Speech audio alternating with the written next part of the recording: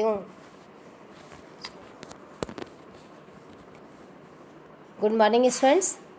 आज हम पढ़ेंगे डीपी मुखर्जी का साहित्य एवं कला का विकास, development of literature and art by DP Mukherjee. DP Mukherjee ने अपनी पुस्तक डाइवर्सिटीज़ में सोशियोलॉजी ऑफ इंडिया का जो लिटरेचर है, इस पर एक लेख लिखा और उन्होंने बताया कि साहित्य की परंपराएं तथा प्रयोग जो कि साहित्यिक इतिहास और साहित्य दोनों की ही विषय वस्तु होते हैं, सांस्कृतिक परंपराओं और प्रयोगों की एक अभिव्यक्ति तथा संचार के अत्यंत प्रभावशाली साधन होते हैं। ये सांस्कृतिक परंपराएं एवं प्रयोग स्वयं सामाजिक क्रिया को प्रभावित करते हैं एवं उससे प्रभावित होते हैं। इसका तात्पर्य यह है कि किसी भी समाज के साहित्य की प्रकृति का उस समाज की संस्कृति और सामाजिक प्रक्रिया से प्रत्यक्ष और घनिष्ठ संबंध होता है। जहाँ तक भारत का प्रश्न है, यहाँ साहित्यिक विचारों, साहित्यिक प्रविधियों एवं परिस्थितियों में अंतर्निहित सामाजिक प्रक्रियाओं का अध्ययन बहुत ही कम हुआ है और जो भी लेखन कार्य हुआ उसमें 3 प्रकार की कमियां देखने को मिली हैं। नंबर 1, समाजशास्त्री सिद्धांतों तथा पद्धतियों से अनभिज्ञता या अपरिचितता। नंबर 2, मार्क्सवादी व्याख्या का सरल स्वरूप।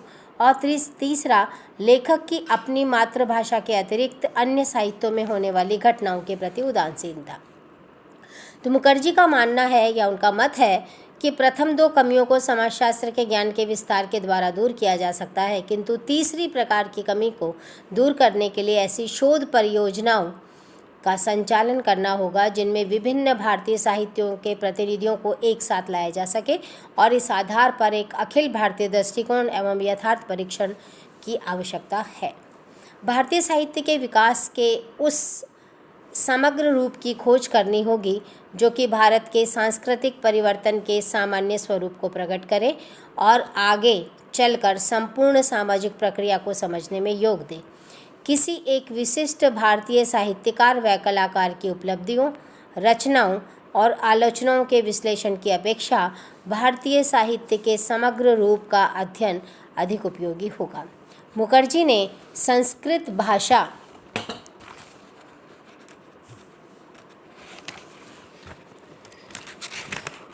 की भारतीय संस्कृति का सामान्य सूत्र माना।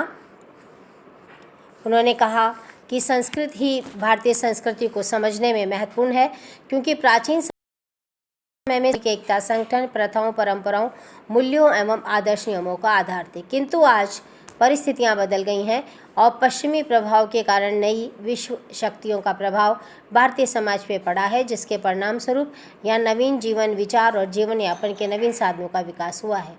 धीरे धीरे यहाँ प्राचीन संस्थाएं, प्रथाएं और रीति रिवाज लुप्त होते जा रहे हैं। भारतीय साहित्य भी परिवर्तन के इन प्रभावों से मुक्त नहीं है। कमोवेश रूप में भारतीय साहित्य के सभी क्षेत्रों में ये परिवर्तन देखा जा सकता है।